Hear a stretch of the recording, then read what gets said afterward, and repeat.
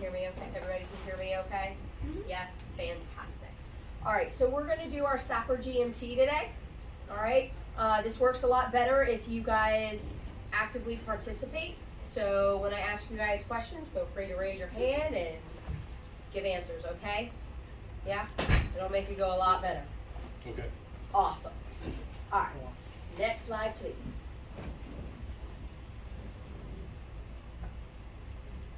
Okay, so my name is Heather Gordon Freitag. I am the Civilian Victim Advocate for NSAW, okay? Today, these are all of the things we are going to go over. We're going to go over the definition between sexual assault and harassment, roles and responsibilities, going over reporting options. We're going to go over all of these things, okay? Yep, next slide.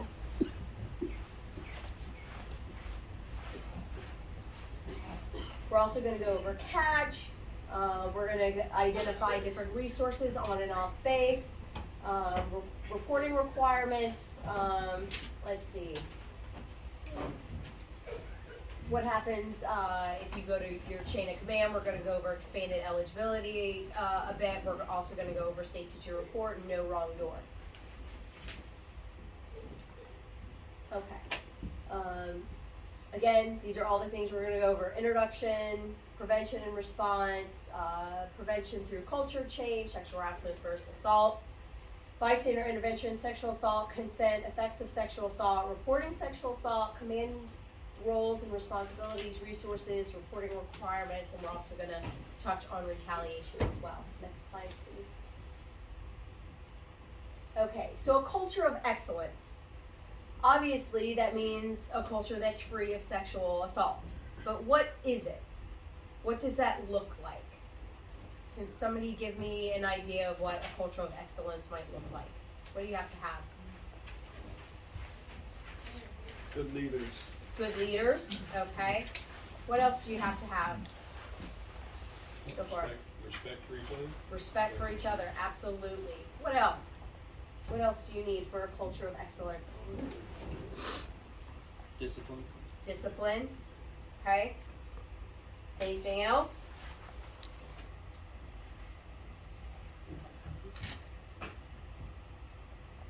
No? That's fine. Next slide. Humans themselves we're not stovepiped. We don't think in terms of one program or the other. As humans, we want to take care of our sailors specifically in mind, body, and spirit. You really need empathy, and leaders need empathy to take care of your sailors, because it is the right thing to do.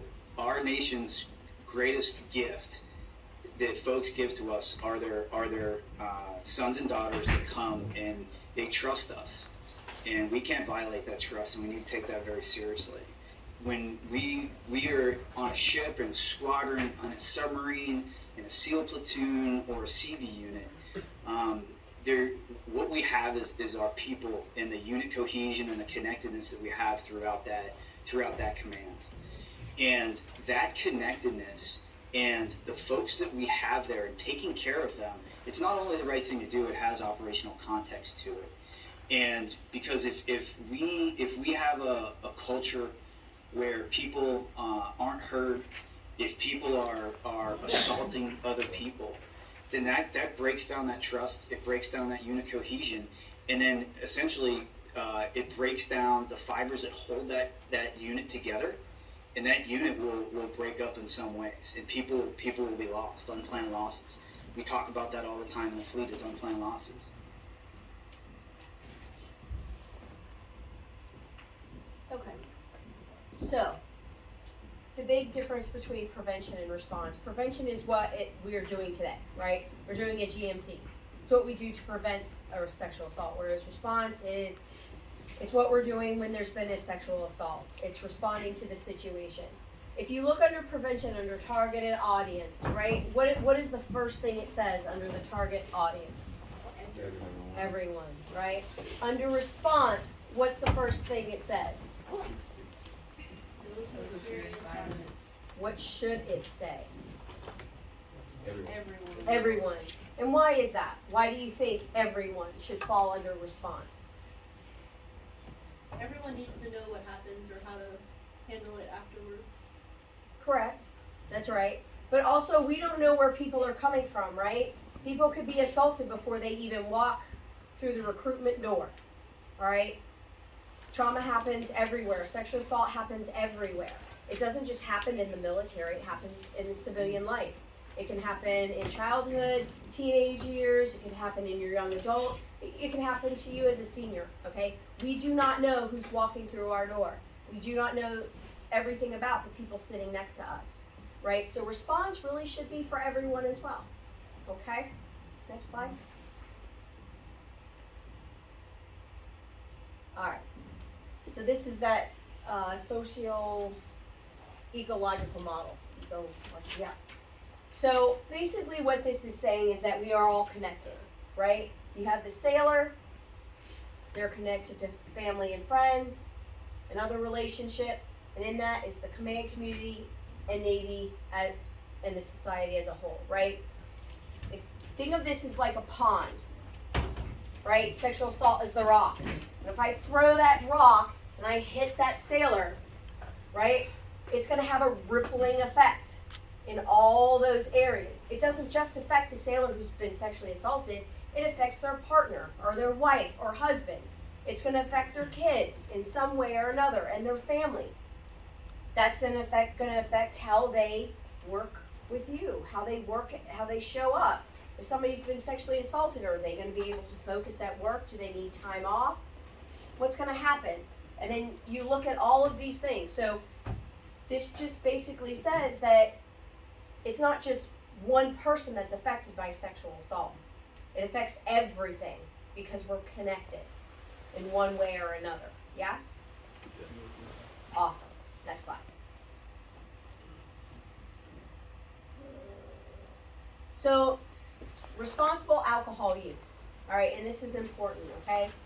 Alcohol does not have to be present in order for sexual assault to occur. However, where there is alcohol use, okay, there is an increase in likelihood of sexual violence, okay? So you don't have to have alcohol present to have sexual assault occur. It can happen with or without alcohol, but when alcohol is present, it's more likely, okay? Other ways to help with prevention: healthy coping skills, emotional intelligence, okay, effective communication, and resilience, mindfulness. What do you do to take care of yourself? Those type of things, okay? I think that being transparent and being accountable allows a lot of mitigation factors to happen. If you're transparent with the people that work for you, especially in your shop. My time as MPO, I had an EN3 call me on Virginia Beach Boulevard. He actually just saw me. We passed each other on Virginia Beach Boulevard out one night, and he ends up calling me and saying, "Hey, I lost my friends. I need to get back." And this was early before Uber was around. I said, "Yeah, no problem. Where are you at? I'll come meet you, and we'll go back together." Being transparent and meaning what you say and being accountable. When we're standing at that brief on Friday, and I tell you, "Hey, if you need anything, you call me." Answer the phone on Saturday when that call happens. Because it spreads throughout the ship, and then you may have someone from a different division reach out to you and say, "Hey, I got your number from, DCPO, whoever. He said I could call you. Can you come get me?" And even if you can't physically get there, you make sure that I'm working to get you a ride. This person's going to show up at this point. Doing things like that. And also, in the wardroom, it was something of, if you see an issue, if you see something, say something. And holding each other accountable. Being like, "Hey, we're going out tonight. I know you got that inspection in the morning. You may need to head back before I do because I don't have anything tomorrow," that type of thing. Instills a lot of trust and connectedness throughout the command, and it allows people to depend on each other if they have to, if they get into situations.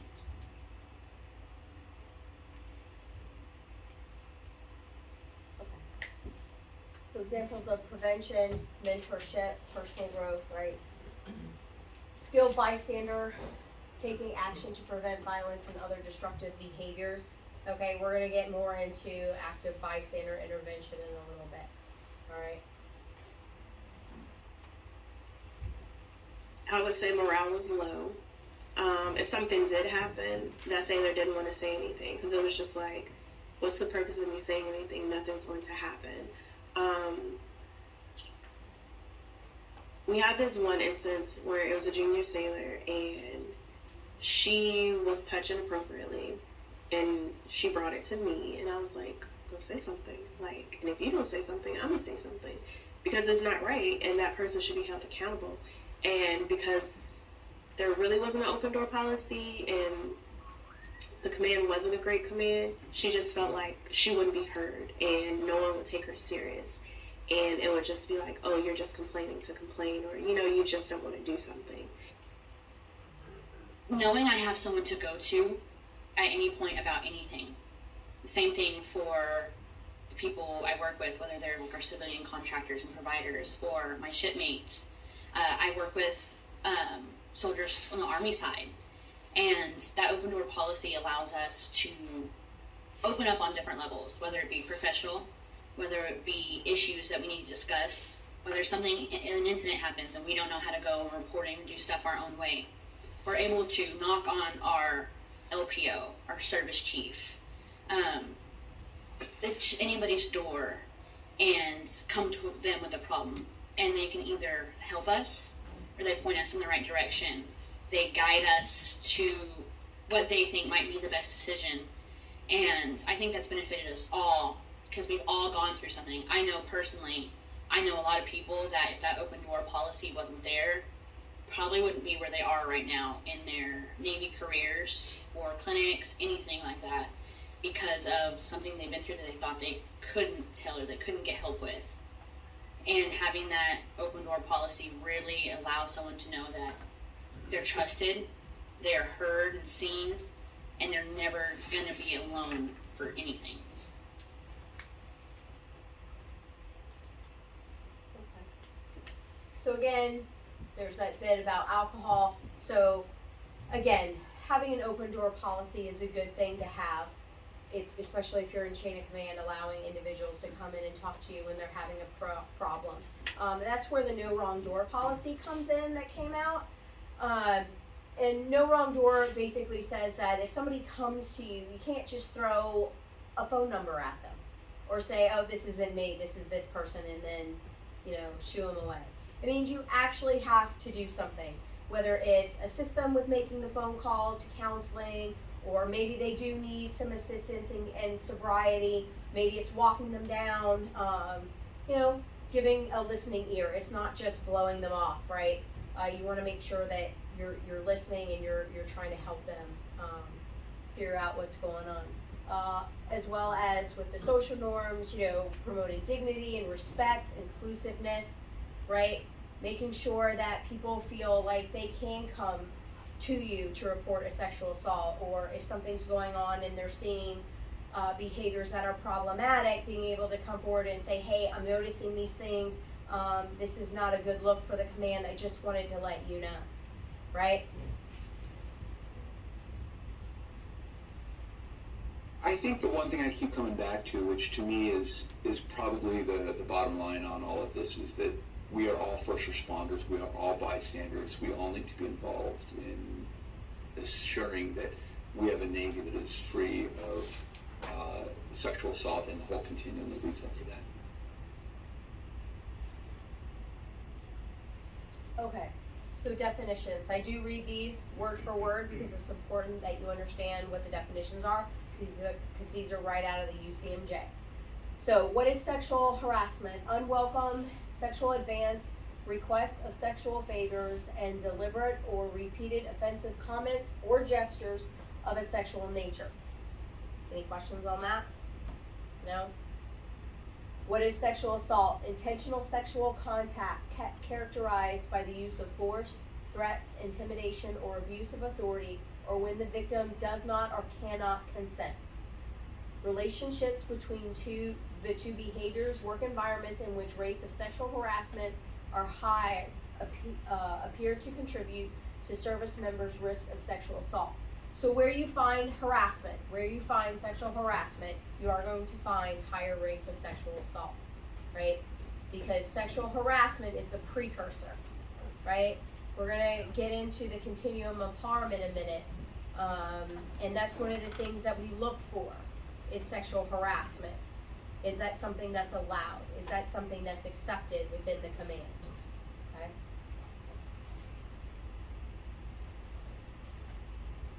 Here's the continuation of harm. Just like I said, continuum of harm, right? You have harassment on one side, assault on the other. And here are different things that are up here. What else should be up here that's not on here?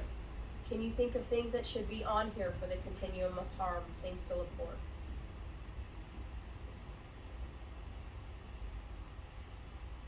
What should be on here? Say it louder. Stalking, absolutely. Right? Since COVID, stalking in the United States has gone up 300%. Okay? Alright? We've already gotten calls about it at SAPR. Been getting calls. So it's legit. It's a real problem right now in this country. 300%. What else? What else should be up on here?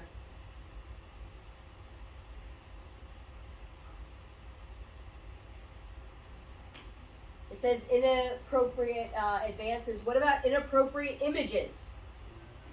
Pornography and inappropriate pictures at work are being sent around. Do you think that should be up here?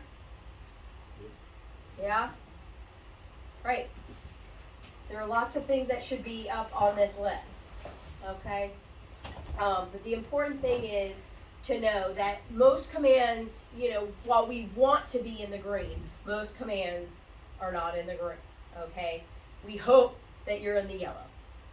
All right? There's only a couple things on there. We don't want y'all in the red. Okay? Yes? If you're questioning it, if you were sitting there saying, is that okay? That looks a little funny, then you should know that is not. And then people, whenever they're so young and they're just getting in, and it's like everybody's doing that in the office, then they think that it's okay, and then they're gonna go somewhere else and be like, well, that's where we did that in my old office. You shouldn't have been doing that in the first place. Nobody really talked to me too much outside of training, so I didn't have those experiences. No real issues there. Training still the same thing. That environment was more about like the conversation. Okay. So, when they studied sexual assault in the military, they wanted to see what was going on. These are the top 5 things they found in commands where there was a lot of sexual assault going on. They found sexual harassment, gender discrimination, lack of responsibility and intervention, lack of respect and cohesion, and workplace hostility. Those are the top 5 things they found. Okay? So show of hands, doesn't have to be this command. Think about from the very first time you started out in the military. Raise your hand if you have seen any of these 5 things since your time in the military. Have you seen any of these things? If so, what are some of the things on this list that you've seen? Sexual harassment. Okay, sexual harassment. What else? Lack of responsibility. Lack of responsibility. What else? Gender discrimination. Gender discrimination. What else? Lack of respect and cohesion. Okay. Yeah. So we've all seen these things. Okay? The important thing is to understand that these are a problem. All right? Remember that social ecological model that they had, right? Okay? And creating that culture of excellence. These things do not allow you to create that culture of excellence. Those things affect all parts of that model that we looked at earlier. Okay? So if you're finding these things in a command, those are things that we're going to need to fix. Okay?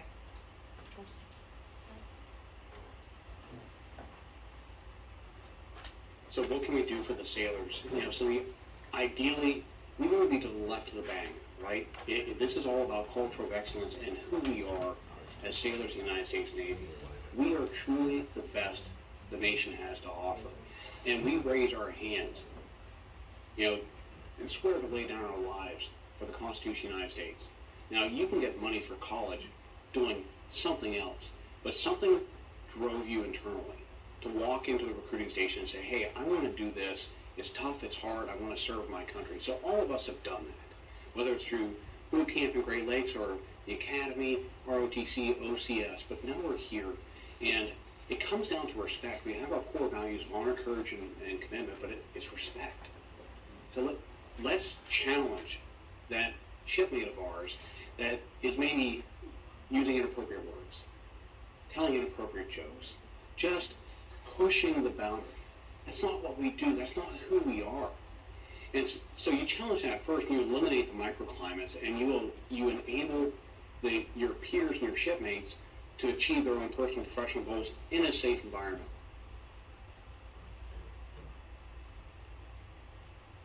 Okay, so active bystander intervention.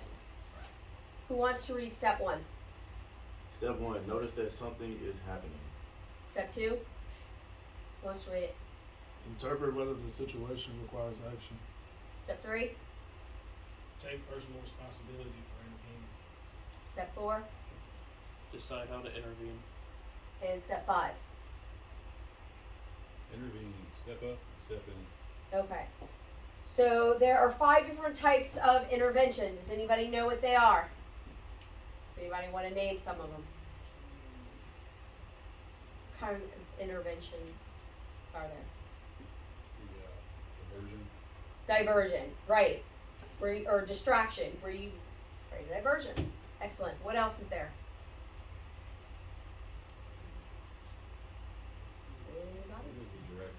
Direct. Okay, so be to the point. Address either one or both parties directly. Hey, we don't like that kind of joke telling out here. It's not tolerated. It's not a good look for the command. Knock it off. Or hey, she told you no. Back off. There's indirect, which is where you find a way to diffuse the situation and get others involved. There's also enlisting the help of others, to where you get friends to help, right? I'm not very big, so if the person's bigger than me, I'm probably going to need some backup, okay? And then there's protocol. Alert chain of command, get the bouncer, get the police, get somebody else in charge, okay? Those are the different types of bystander.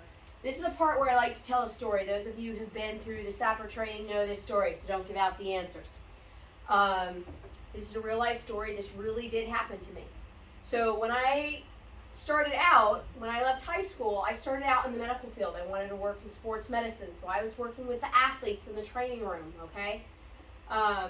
It was my first year in the training room.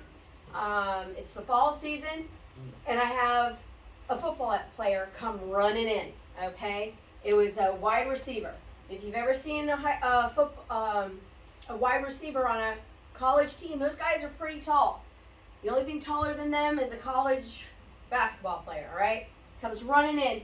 You gotta hide me. You gotta hide me. Please, please, please. You have to hide me. And I'm looking at this guy, and I'm thinking, how the heck am I gonna hide you? Look how big you are. You don't fit in a desk. You're not gonna hide behind a couple of boxes. I can't exactly stick you in a closet, right? And I'm like, well, what? I don't understand. What is going on? He's like, no, you don't understand. Just please hide me. All right.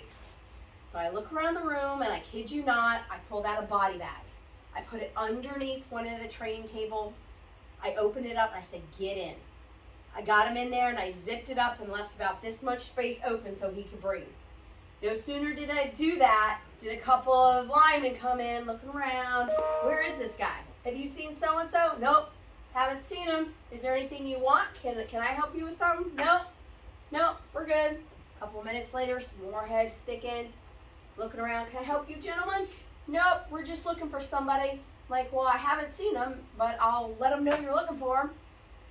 And this went on for a good 10, 15 minutes or so, where they kept sticking their heads in. Some of them actually bothered to look in the closet, not that he fit there. They looked around, couldn't find him. Eventually, they weren't sticking their heads in, so I had the opportunity. What is going on? Will you please tell me why I'm hiding you, please? He's like, well, you see, it's my birthday. He's like, your birthday? What does that have to do with anything? Well, you see, there's this tradition, quote unquote. If you're an underclassman and your football and your birthday falls within the football season, the upperclassmen, they grab you, they hold you down, and they go around and give you a mushroom stamp, one at a time. And if you don't know what a mushroom stamp is, that's when a man takes the head of his penis and he smacks you in the forehead with it. Is that tradition? Is it? No. What is that? That's sexual assault. Aside from hazing, it's sexual assault. Right? So I have a question for you guys. All right. When he came running in, he was a sophomore. Okay, so clearly this happened to him the year before. He knew to run and hide this year. Why didn't he say anything? Could have said something last year. Could say something this year, but he didn't. Why not? Why didn't he say anything? Fear of repercussion. Fear of repercussion. Why else? They just wouldn't listen. If it's a tradition, the coaches probably went through it too and don't care. Okay. Why else? Why else didn't he say anything? Those are his teammates, right? They're supposed to have his back. Why else? Why else? People to know. Didn't want other people to know. Embarrassment, yeah. What else? What if he's on scholarship? What happens to the other members of the team? What if they're on a scholarship? What happens to the season? Are there playoffs? What happens to the team? Does the team get suspended? Do they cut it entirely? What happens to the coaches? Do they get fired? A lot of different things can happen, right? Now I intervened, correct? Yes or no? Did I intervene? Yes, I did. But I didn't report it. I didn't help the next person. Why not? Why didn't I report it? Wasn't my place. What else? Scared you lose your job? Scared I'd lose my position. Yeah, I'm a female working with a male team. Okay? This was back in 2000. All right? We're a lot of women still in that field. Not working with football. Why else? Why else didn't I say anything? I don't think they would have listened. Wouldn't have listened, right? They're not going to listen to their own players. Why are they going to listen to me? Right? Why else? You didn't know your resources. Yeah, I didn't. I'm a freshman. This is my first year. I don't know who to go to. I don't know what to do. Lack of life experience, right? Never came across this. They don't teach you that in high school, now do they? Why else? Why else? If they're willing to do that to their friend, their teammate, who's God knows how tall, what are they going to do to me? I'm 5'2" and a female. What are they going to do to me if I say something? Right? Snitches get stitches. Do I get sexually assaulted? What happens to me? Are they going to be willing to work with me? Okay? There are a lot of reasons why victims and bystanders choose not to come forward. Okay? When we create a culture of excellence, right, we're creating an environment where people can come forward, both victim and bystander. Okay? When you're a bystander, you have a choice. You can be an intervener and intervene and do something, or you can become an enabler and allow the bad behavior to continue. Okay? The things we don't say, the things we don't do are just as important and just as impactful as the things we do say and we do. When we don't intervene, we are telling perpetrators that it's okay. I don't care. Go ahead and do it. I'm not going to get in your way. I'm not going to stop it. That type of behavior is accepted here. But we're also sending a message to past, present, and future victims that you are not somebody that they can trust. You're not someone they can go to. You're not someone who's going to believe them. But when we intervene and we do something, we're sending a message, this behavior is not okay. We are telling victims, I am here for you. I will believe you. I will help you. Okay? Next slide, please. So I usually interject, especially if it's someone lower ranking. I just kind of like break it. Hey, what's going on? And not to scare them, but I'm just saying, hey, there's certain things we can't do around here. Just normal parental stuff.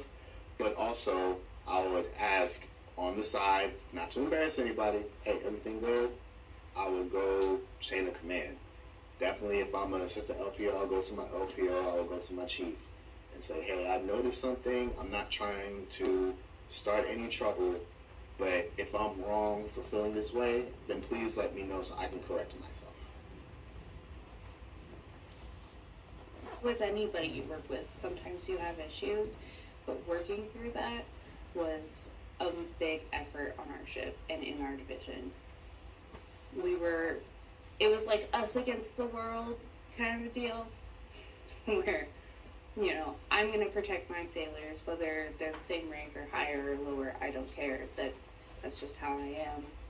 Everybody that I work with means something to me, and so I'm always going to have their back, and typically they'll reciprocate that and have mine. All right. So what is sexual assault?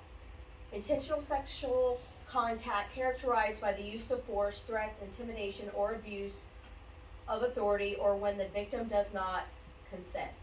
The term includes a broad category of sexual offenses consisting of the following spectrum: Uniform Code of Military Justice offenses: rape, sexual assault, aggravated sexual contact, abusive sexual contact, forcible sodomy, or attempts to commit these acts. Okay? JAG is the one that decides which one you get charged with. Okay? Any questions on the definition of sexual assault real quick? No? 2017, we're off the coast of Puerto Rico, providing relief to our fellow citizens there following the horrific hurricanes that went through. And the chief selects were providing training inside the chief's mess. And it was on sexual assault prevention and response. And as I was leaning up against the bulkhead, I started to feel an anger grow inside of me. And it was blatantly obvious that these 13 individuals had not read the instruction, had not really inculcated the training, and they were just all over the place. And it's not that play, anger, or firmness that sometimes that you employ as a leader to drive a point home. This was real building rage. And eventually, I erupted. And I stormed out of the chief's mess, and I went back to my office on board the ship, and I sat down, my hands were shaking. And I was like, what is going on here? I never lose control. I'm usually the eye in the middle of a hurricane. And it hit me like a ton of bricks. And I knew what I had to do. I stood up from behind my desk, I walked back into the chief's mess, and it was dead silent. None of the chiefs had left. None of the chief selects had left. And I said, hey, everybody, training time out. Sit down and relax. I was like, I've got to explain to you what just happened. For the first time in my life, I'm going to tell you something that I just admitted to myself. I am a victim of sexual assault before I joined the Navy. And I've been holding on to that all these years. And when you were providing that training, and it was obvious to me that you had not looked into the books, that you had not really dug into it and owned it as a chief petty officer should, as a petty officer should, you were telling me you didn't care about me. And so I reacted like that, and you all stayed here because I'm the CMC, and you gave me the benefit of the doubt. But what if I was an E1 and I responded like that during your training? It would have written me up. Or worse, I bottled it up, walked across the brow, went ashore, and engaged in destructive behaviors because I couldn't express myself and what I thought of.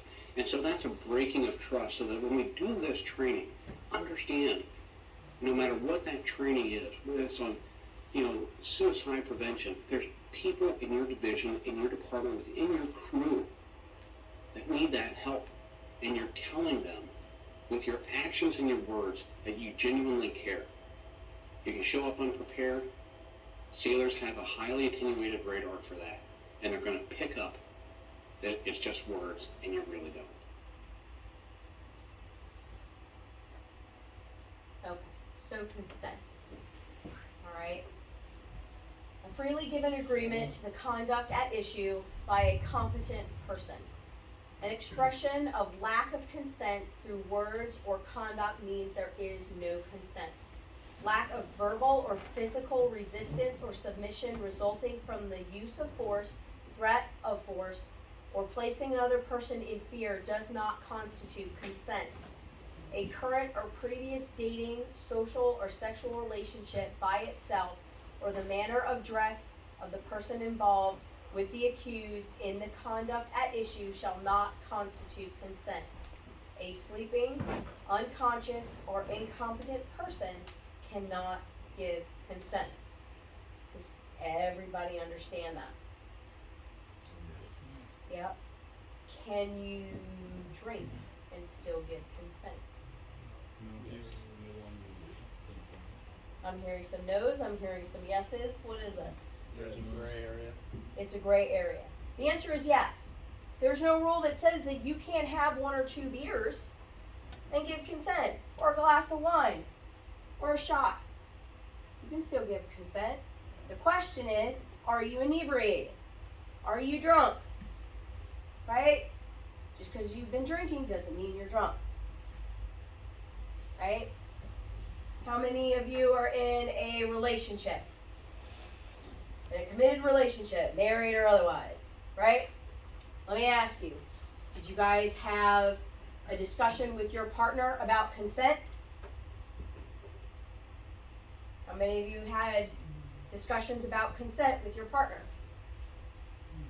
Yeah, sort of? Vaguely? What does consent look like when you're in a committed relationship? Is it a wink wink? Is it a, how you doing? What is it? You play on a song and they know? Rubbing of shoulders? What does it look like? Consent looks like different things. It's not always, yes, I would like to have sex with you. It doesn't always look like that, right? Sometimes it's nonverbal. But if we've been drinking, especially excessively, do you think we get some of those signals crossed? Absolutely. So can you have consent after drinking? Yes, you can. However, it gets a little harder to read those nonverbal cues, even the verbal cues, okay? But you can have consent after drinking, but consent isn't always verbal, right? Sometimes there's nonverbal. Either way, when having sex, you need to make sure you're getting consent. When somebody says stop, even if you're already involved in sex, you're actively engaged in having intercourse, and they say stop, has consent been revoked? Yes. You have to stop. Okay? Consent can be given at any time. Consent can be rescinded at any time. Okay?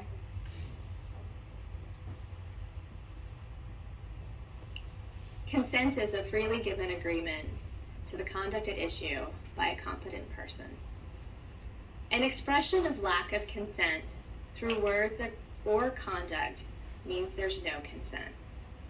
Consent is not given by lack of verbal or physical resistance, submission resulting from the use of force, threat of force, or placing another person in fear, a current or previous dating, social, or sexual relationship, the manner of dress, or a sleeping, unconscious, or incompetent person.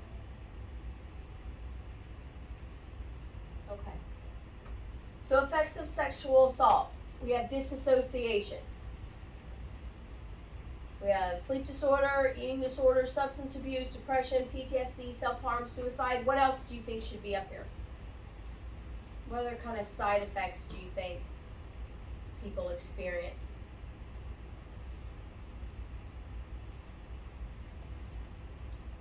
Relationship issues? Yeah, relationship issues, absolutely. If I've been sexually assaulted, do you think I want to go home and have sex with my husband? Probably not.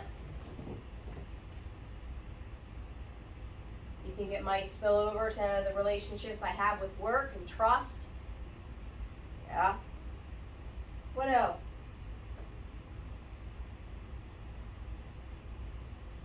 Self-hate. Self-hate, right. Self-blaming. It's bad enough that people around them are going to use victim-blaming statements like, well, why did you drink so much? Victim-blaming statement. Well, why did you wear that? Victim-blaming statement. Well, why did you go out with this person? You knew they liked you and you didn't like them. Why did you put yourself in that situation? Victim-blaming statement. They hear them all day long. Right?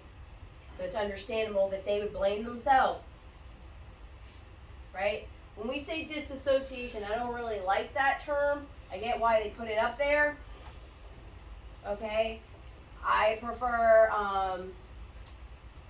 hyper-awareness. Right?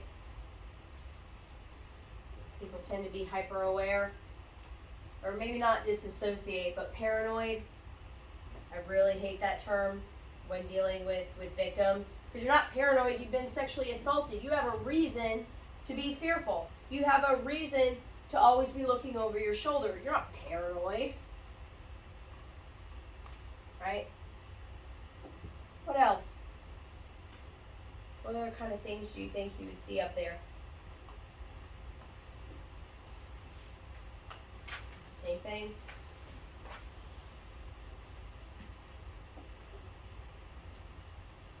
It's okay if not.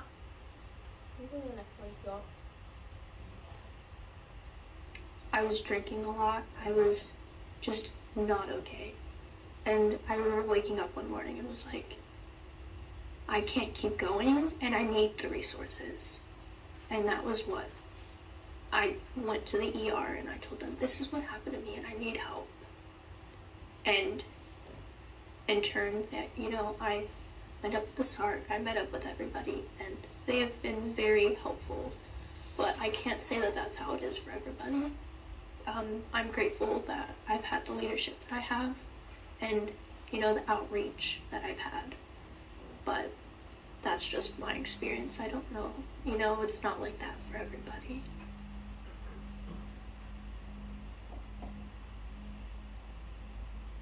Nice photo that they took for you guys, right? Direct strike against our Navy culture. Think about it for a second. Let's say you work in a very small command. Maybe there's 5 or 6 of you in this one command, and somebody gets sexually assaulted.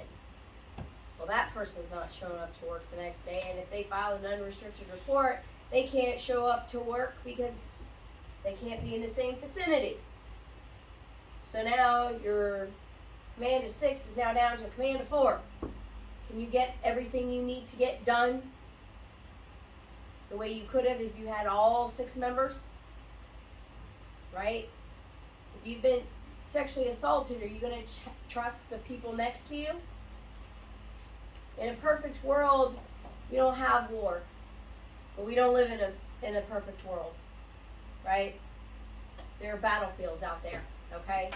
And if you're standing in the line next to somebody who just sexually assaulted you, or with, you know, your quote-unquote shipmates who allowed it to happen, are you going to trust them to defend you on that battlefield if they can't trust you when you're not on that line?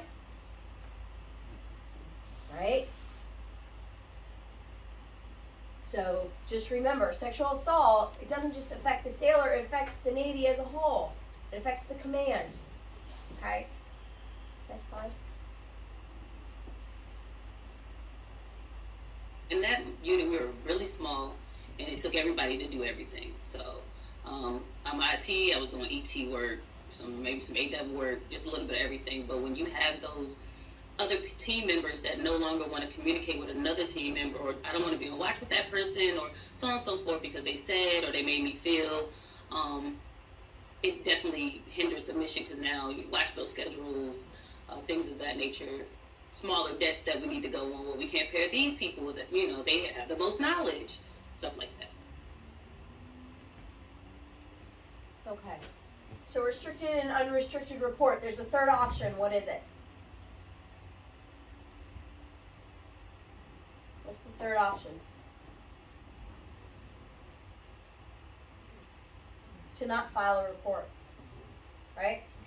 You can come in our office, you can tell us everything that happens, and walk out without ever deciding whether you want a restricted or unrestricted report. You have that right. You do not have to file a restricted or unrestricted report in order to get some of the services that are listed up here. Okay? You have that right. But if you do decide to file a report, you have a choice between restricted or unrestricted. Okay? With restricted, it's confidential, both for restricted and unrestricted. That means it is need to know. You come in my office, I'm not telling anybody anything other than the SARC. Because they're the case manager. Okay?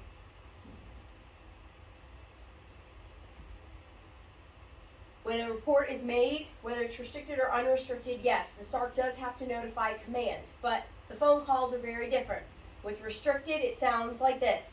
Hello, sir or ma'am, I just wanted to let you know that we had a restricted report filed. Have a lovely day. Click. With an unrestricted report, it'll be, hello, sir or ma'am, I just wanted you to know that Sailor A has filed an unrestricted report. Have a nice day. Then they have to notify NCIS, okay? Notice the details are not, we don't tell details, okay? It's still need to know. If the command is notified about an unrestricted report, they're not allowed to ask questions and get all the information. No. Right? That's NCIS's job. You'd be surprised how many times commands will, what happened? Who is it? I want to know. And I understand you want to take care of business, but it's confidential. You can't do that. All right? A SARC and a SAPR VA is assigned for both restricted and unrestricted. Victims receive health care treatment, okay? They both receive emergency care. They both can receive counseling. Both can receive a forensic exam, okay? That's where they collect the evidence. And that is, if you file a restricted report, it is held for 10 years. With a restricted report, victims may convert to an unrestricted report. If you file an unrestricted report, however, you cannot go from unrestricted to restricted. Once you ring the bell, there's no unringing it. Okay? Both have the ability to speak with the victim legal counsel. That's not up here. It should be, but it's not. Okay? Under restricted, not able to request an expedited transfer. They're also not able to request a military protective order or a civilian protective order. Okay? Under a restricted report, you can request an expedited transfer, and you can request an MPO, military protection order, or a civilian protection order.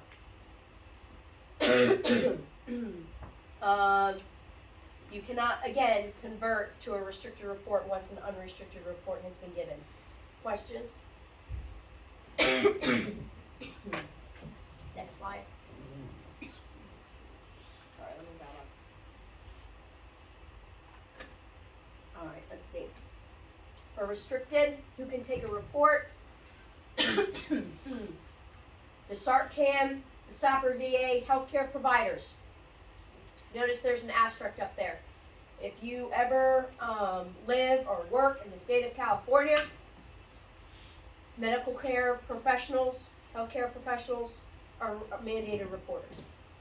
So they have to report it. But that is not the case in DC, Maryland, or Virginia. For an unrestricted report, law enforcement, commanders, SARCs, SAPR VAs, healthcare professionals. They can receive a report. But the only people who can actually take the report, who can write it out, that would be a SARC, a SAPR VA, or your deployment resiliency counselor. Okay?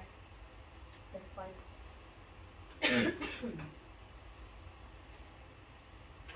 From the point of actually acknowledging what had happened to my husband, I was still very confused. I was still trying to justify it in my head because I didn't want another assault to have happened in my life. And so I called my called my husband, who was deployed at the time in Korea. And I was like, hey, would you want to, somebody told me that they were assaulted. Would you want to know this while you're on deployment? Should she tell him? And he just straight asked me. And from that point, like when I said it happened, that began when I started crying. I woke up the next day and just could not stop imagining putting a blow dryer in my bathtub while my son was sleeping in the other room. Like, my son was not enough to want to keep going. And so I called a friend, because my husband he couldn't do anything, in my mind. Called a friend who came over and immediately called my sister, and everybody came. We made a plan for my son. I was like, I need to go get help. Like, I'm not able to do this anymore. And so I took myself to Naval Portsmouth Hospital, and I went in. I just walked in and I said, I want to kill myself, and I need some help. I need some help really fast.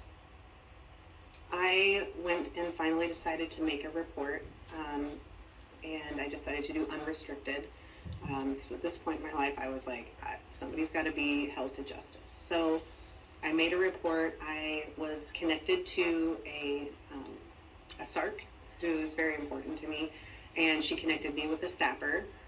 Ultimately, I really worked well with my SARC. We had a good understanding spiritually, like where I wanted to go, how I wanted to heal, and how I wanted to help other people. Even from that point, was like, it happened, and I was like, I'm going to work through my pain, and we need to find a way to make this stop. She then connected me, obviously, NCIS. There was an investigation. I had a JAG officer. He was absolutely phenomenal in dealing with somebody experiencing trauma. It was probably the greatest experience I've had, meeting somebody in that kind of position in the military.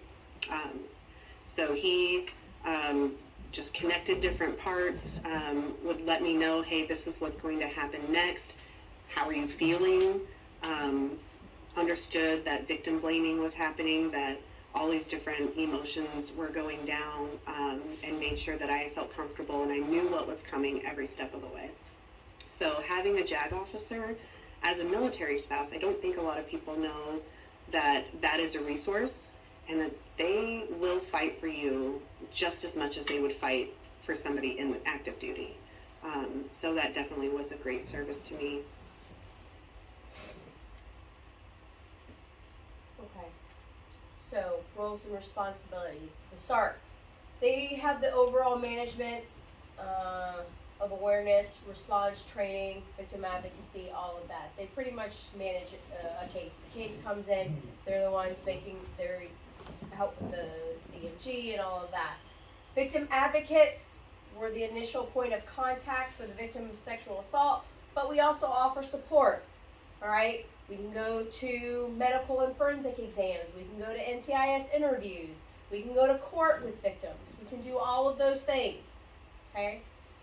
We do check-ins to make sure they're okay. We can get them connected with resources. Your deployed resiliency counselors, they're credentialed clinical counselors, okay? They also have the ability to actually physically take the report, just like the SARC, just like the VA. The victim legal counsel is free. You do not have to pay for it. As a victim, you are entitled to a victim legal counsel, whether you choose to file a restricted or unrestricted report. If you do decide, you're still entitled to the victim legal counsel. They like to sit in on all those NCIS interviews. They are there with you when you go to court. Their job is to make sure that your rights are protected. Okay? They do not work for the Navy. They work for you. Okay? JAG works for the Navy. Okay? Medical personnel, again, they can offer physical and mental health care for sexual assault victims. Next, please. Hey, we can't always get to the left of the bag. There's predators out there. Situations are just going to happen. So now a sexual assault has occurred. A victim has come forward and said, hey, this has happened to me. I need help. So what do we do when we experience a loss in our crew? Whenever a sailor is harmed physically, You know, whether they were crushed by a box, maybe they have a loss in their family, they lost a mom or a dad or something like that. We rally around them. When they come forward and they say, hey, I'm mentally hurting right now, and I'm thinking about harming myself. The entire command rallies around that sailor and puts their arm around and says, hey, shipmate, come alongside. We're here for you. You are part of us because you raised your hand.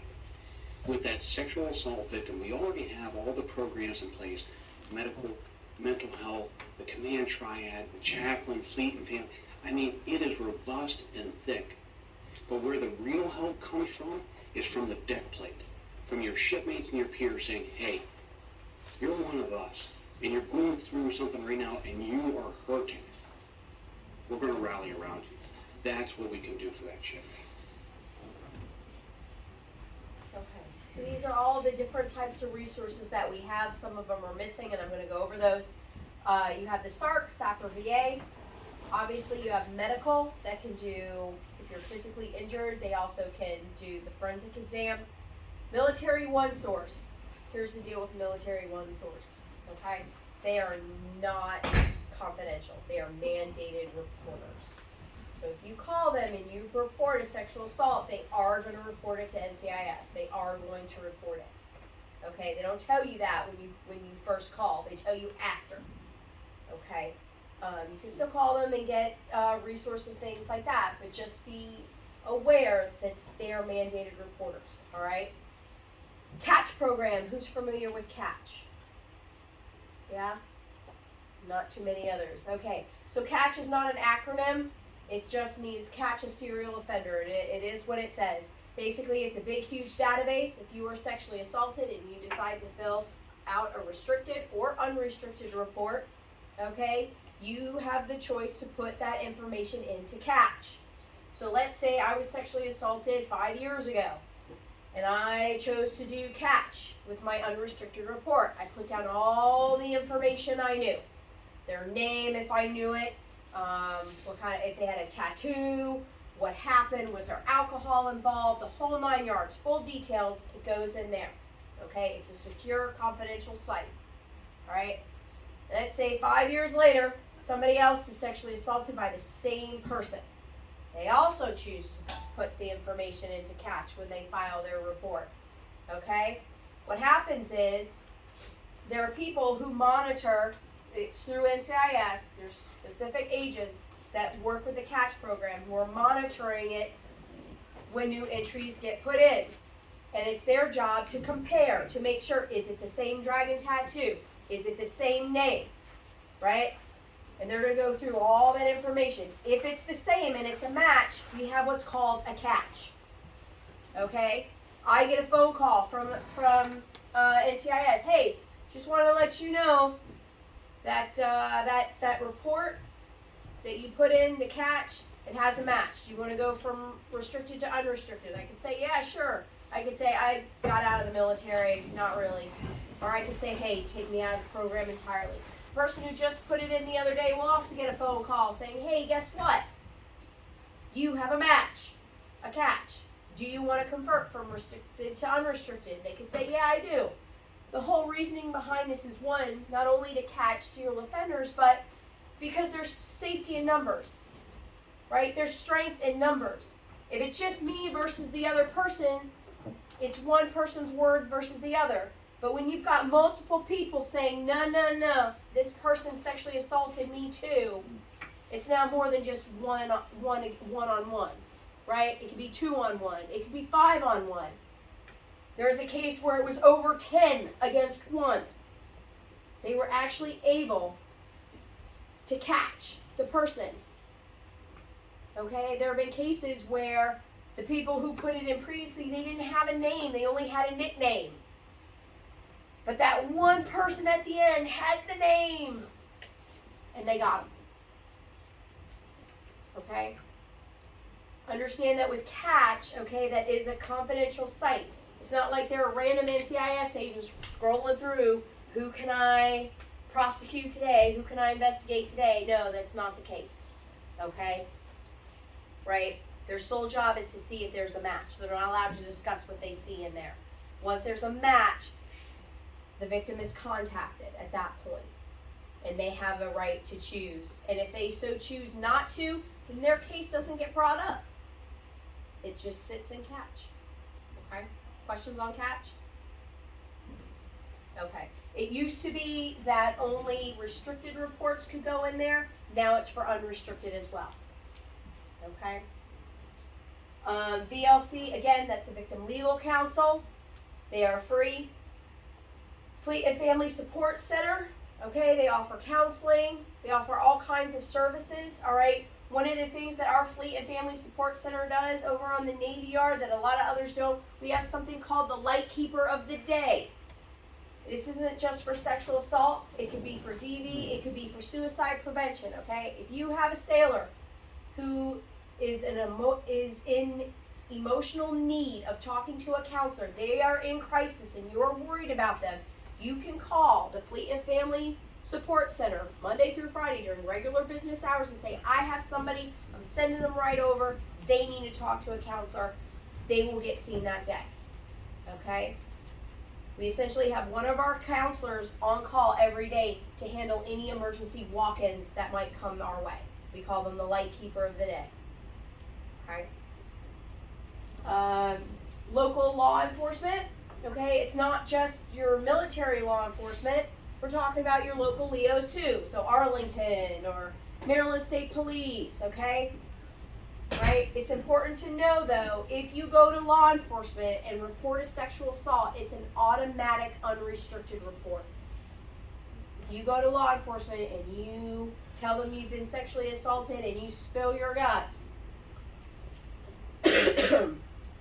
you are not able to have a restricted report. It's unrestricted.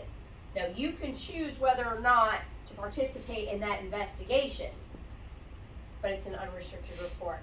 Okay. Again, there's NCIS, DOD Safe Helpline. That is confidential. They are not mandated reporters.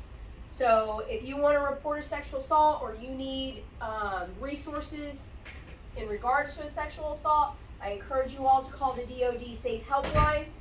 Okay. If you go on to your app store on your cell phones, DOD Safe Helpline even has an app. It's free. I encourage all of you to download it and put it on your phones.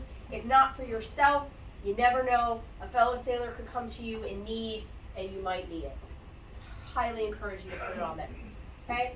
MCIOs, that's just other military law enforcement like OSI for Air Force and so on. Okay? Chaplain. Chaplain has absolute privilege. What that means is I could go in and say, I'm going to kill Timmy at 10 o'clock this morning, and they can't say anything. They're going to stalk me like crazy, make sure I don't kill Timmy at 10 o'clock, and can't say anything. Okay? They have absolute privilege. Rape crisis centers, we work very closely with our rape crisis centers in the area. We work with them in DC, Maryland, and Virginia. They are open for all service members. You are allowed to use them. You don't have to use our services. You could use theirs. That's totally fine. You can call us and say, hey, what's the crisis center in, Fairfax, Virginia. Here's the phone number. We will get you in contact with them. Okay? DRC, that's, again, the Deployment Resiliency Counselor, and then you have your Inspector General. Okay? Next slide. How would a victim find their way to us? And I would use the word victim and survivor interchangeably because that's depending on how someone wants to identify themselves. And so the victim can find us through going through chaplain services. They can go to medical. They can go to law enforcement, whether that's local law enforcement or NCIS. They can go to a friend who's aware of the SAPR program, a unit victim advocate or administrative unit victim advocate, civilian victim advocate. So there are multiple pathways that lead them to the SART. They can also go to their chain of command. All of these folks are aware of SAPR services, and immediately hearing the word sexual assault or, hey, I think this may have happened to me, should triage them to a SARC. So that way we have sites on the program and can disseminate the information according to instructions so that we're making sure we're doing right by the victim or survivor.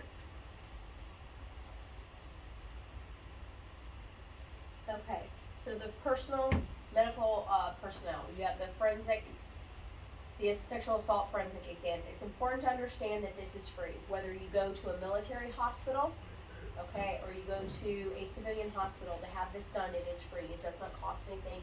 You do not have to show them your insurance information.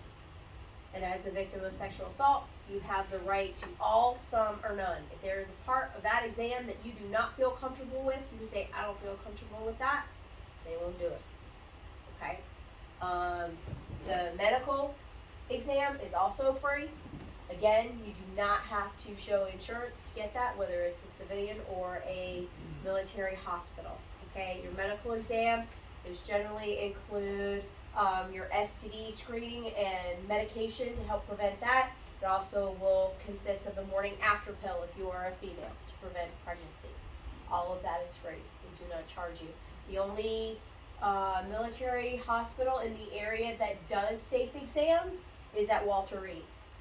Otherwise, everything is civilian, and we have MOUs in place with numerous civilian hospitals across the area, right? You're entitled to behavioral health, counseling, referral services as well, okay? Again, Military One Source, yes, they offer resources. Yes, they are mandated reporters, so please be advised of that if you call them. Next. Catch program, we've gone over that already with the catch. Does anybody have questions about the to catch a serial offender program at all? No? Okay, we'll go ahead and move on. Okay, so again, victim legal counsel, okay?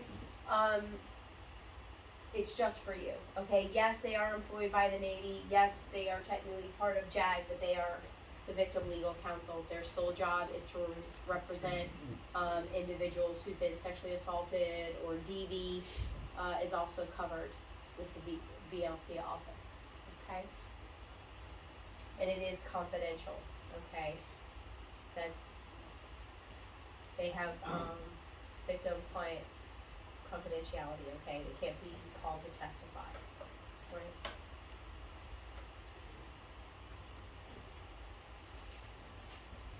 In addition to offering a victim the information and the education about their choices throughout the process, a victim's legal counsel can also be the victim's voice in many different ways. They can speak to other folks in the legal process. They can speak with NCIS. They can accompany a victim to an NCIS interview. They can speak with prosecutors. They can facilitate the victim speaking with prosecutors, because victims have the right to learn about their case and understand their case from the government counsel who are trying their case. They can speak to the defense counsel on behalf of the victim as well. In addition, the victim's legal counsel can speak to the command of the offender who's making a decision about what's going to happen in the case, and the victim's command. But the victim's legal counsel doesn't speak to anyone on behalf of the victim without the victim's express permission to do so. This is a confidential relationship. It's an attorney-client relationship between the victim and his or her attorney. Okay.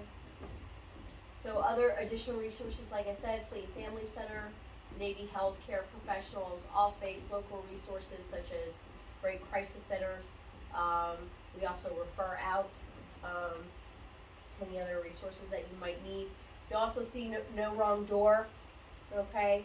I mentioned that earlier. Again, No Wrong Door is basically saying that if a sailor comes to you, somebody in the chain of command, and says, I need help, you can't just say, that's not me, go there, and, see you later, or just throw them a phone number. It means you actually have to do a warm handoff. You have to, assist them in calling counseling, or calling us, or calling the chaplain, maybe walking them down to our office or one of those offices, okay? You have to do a warm handoff. The other thing that, other resources or additional information that's important to know is the expanded eligibility. Is everyone familiar with the expanded eligibility when it comes to reporting? Basically, now it says that if somebody goes to their chain of command or their CO and says, I've been sexually assaulted, they are still entitled to a restricted report. Okay, before it used to be if you reported to your CO or somebody in the chain of command, it was an unrestricted report. That is not the case. You are able to maintain a restricted report. The CO is still, and the chain of command is still a mandated reporter. They still have to notify NCIS, but you can still have a restricted report because the report that's coming to NCIS is coming from a third party. It's not coming from you. The only way it's an automatic unrestricted report is if you go to law enforcement yourself directly. Okay? Any questions on expanded eligibility at all? Okay? Alright. With expanded eligibility, we generally tell the COs or encourage the COs that if somebody is coming to disclose to you, try and find a trauma-informed way to cut them off so they don't spill their guts to you. I mean, if they do, they do. And explain to them, just say, hey, you know, I'm glad that you came to me and that you trusted me. I'm going to get you the help you need, but understand I'm a mandated reporter, so anything you tell me, I'm going to have to turn around to NCIS and give that information. So, you know, if you still want to talk to me about it, that's fine. I just want you to know that information I have to turn over to NCIS. But can I get you to the chaplain? Can I get you to a counselor? Can I get you to SAPR? Okay, encourage them to come to us, to a place where when they do disclose, it's confidential. Okay. Next slide. I'm a civilian. I've never been military. So yes, I always talk about our military resources. But being mindful that resources are not a one-size-fits-all, right? So where I'm talking about chaplain services, which is a great services. Fleet of Family Support Center has tons of services, right? You can get counseling right there. So we also have our victim legal counsel, one of my favorite resources. And then of course we have medical. So once we're talking about, of course, the military resources, we can't forget the civilian resources, because once again, one size doesn't fit everyone. Where I may want to do the chaplain, I may want to go out in the community and do counseling. So you can use DOD Safe Helpline. They can give them a lot of resources. You can also tell them about the local rape center, rape crisis centers, and different counseling. And if I do not have the actual resource in front of me, which I have like this huge book, like just tell me what you need and I will go and find it, or at least try to find as close as I can get when we're talking about resources, because resources is really so powerful, right? Because it empowers the victim or the survivor to what they need to get over that bridge that they're trying to. So we want to make sure that we're always talking about resources. And a big thing I always tell my victim advocates, like, okay, yes, we offered these resources at the beginning of the case. Great, when we did the DD 2910. But what about next month? What about the month after? So making sure that we're just touching bases and say, hey, I know you didn't need these resources in December, but I want you to know that they're still available. So it doesn't have a time frame. Even though the sexual assault may have occurred 6 months ago or a year ago, you can get resources whenever. You can have that SAPR victim advocacy. You have that SARC. So anytime you need those resources, they're available. It's not a time limit. So that's so important. Okay. So other resources, okay, military and criminal investigation organizations, NCIS. They list all the different law enforcement and legal, inspector general, victims legal counsel, DOD, Safe Helpline. We've gone over all of these. Any questions on any of these resources? No? Again, they're talking about catch, right? Eliminate sexual assault, do your part, okay? Next slide. Can maintain privileged communications but cannot accept a restricted report. DOD Safe Helpline. They can't actually fill out the report, but they are confidential. BLC is confidential, and again, the chaplain is confidential, but they have absolute. Okay, they have absolute confidentiality. They're the only ones that do. Okay, next. Mandatory reporting requirements. What is mandatory reporting, if a victim discloses a sexual assault to law enforcement or any MCIO, an investigation is triggered and the command is notified. Same thing if you went to a local law enforcement. Okay. Same thing if you went in about town on the civilian side. If a victim discloses to a commanding officer, the CO is obligated to report to the MCIO, but you are still entitled to a restricted report. Okay. All right. Even if you disclose to your commanding officer, a victim can choose whether or not to participate in an investigation. Okay, the investigations they're not short. They don't take a week long. It's not like the TV show where they figure it all out in a couple of days. No, those investigations can take up to 6 months or longer. Okay, when they're doing their investigation. So sometimes victims get tired of waiting. So they're like, you know what, I'm done. I'm not going to participate anymore. They were all for it in the beginning, and then they back off. Okay? They have a right to participate in all, some, or none, just like the forensic exam. Okay? Retaliation, forms of ostracism, exclusion from social acceptance, and includes acts of bullying. Right? First line of defense is create a culture of excellence. Okay? People eligible to file a retaliation report. Who do you think is eligible to file a report of retaliation? What? The victim. The victim. Who else? The assailant, yeah. Right? It covers, let's say you have a unit VA. And they're assigned to somebody and they're getting retaliated against. They can file one. Let's say you're the bystander who stood up for the affected sailor and you're being retaliated against. You can file one. Let's say you're the assailant and the person you assaulted's best friend is harassing you and bugging you and everything else at work. Guess what? You can file one too. Okay? It's not just for the victim. Okay? If there's ever a question as to who can file a retaliation form, feel free to give us a call or call your SJA. Okay? They can go over all of that if you're ever questioning it. Alright? People who can receive the reports and take them, SARCs, VAs like myself, DoD Safe Helpline, and Inspector General. Okay? We can take reports of retaliation. Alright? Next. When I first came in and I entered in 1982, sexual harassment, sexual assault, those words, and I think the actions were there, but we didn't have that clearly defined. And maybe because I was, young deck seaman, that was not like a training or an education I remember receiving. I think the actions were definitely there. I can tell you firsthand that now knowing what I know today, sexual harassment was happening, and I've personally experienced some of that. I didn't know it at the time or what to do. So as the years went on, and we started to hear things about it and get education, and Dakowitz, some of the actions from Dakowitz, it started to become apparent that not only was it not okay, but we were going to do something about it.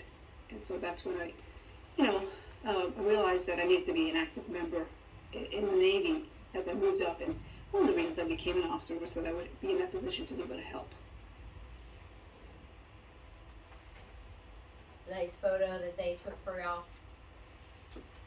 Next.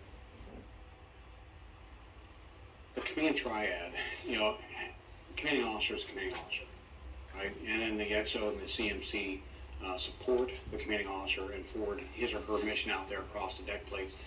And when we talk about the different programs that support our sailors, sexual assault, prevention and response, SAPR, we're all in.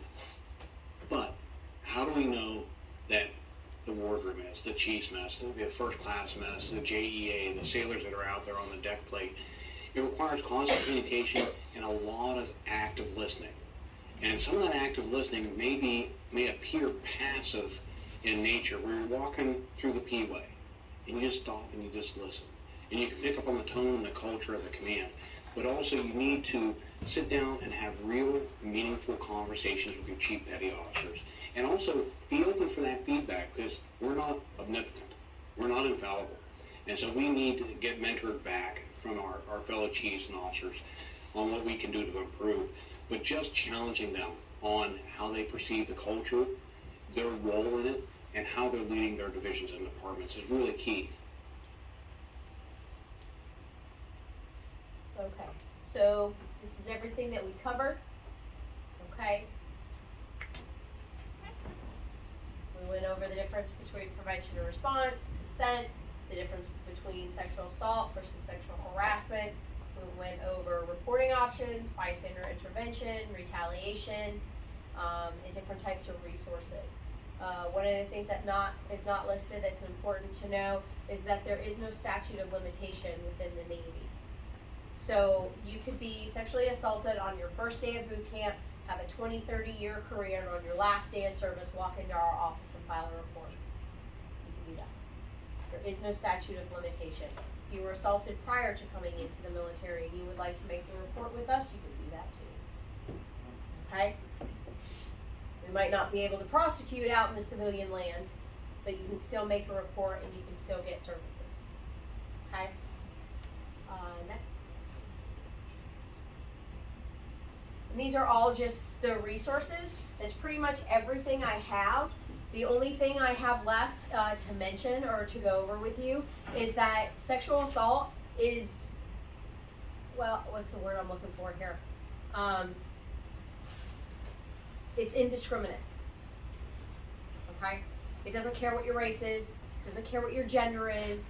It doesn't care what your sexuality is. It doesn't care what religion you practice, how many years of service. It doesn't care about age. It doesn't care about how much money you have. It does not care. Okay? Anyone, absolutely anyone, can be a victim, and anyone can be an offender. Okay? It is an equal opportunist. It can affect anyone and everyone. Yes? That's all I have. Do you guys have any questions for me? Go ahead. It's an easy one, I promise. Okay. Back when you said in California, seeking medical care, they're obligated to make it's going to be unrestricted? No. It's a third-party report still. So anything that is coming third party, so if I don't say it directly to law enforcement, it's coming from somebody else as a third party report. Okay, so I can still have my restricted report, but they still have to report it. So anytime a CO or medical personnel or any mandatory reporter reports it to NCIS, they're going to open up a report on their end. Okay, they're going to try and investigate on their end.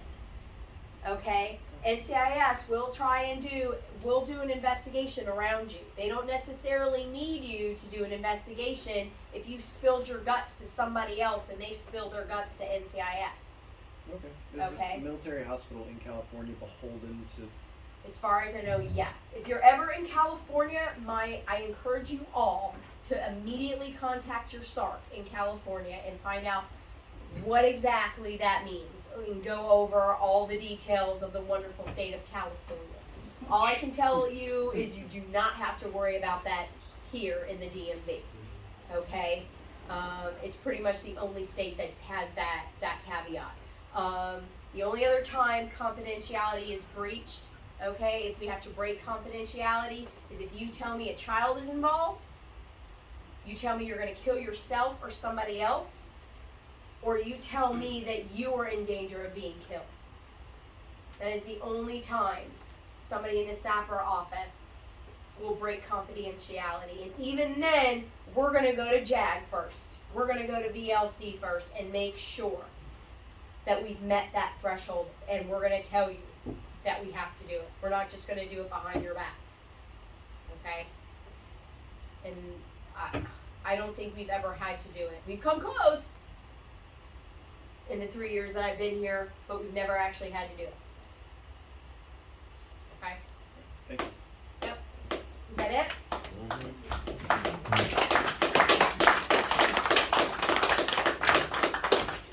Who has the 3,500? Right. Okay, so you got to sign a 3,500 for me. Everybody signed it?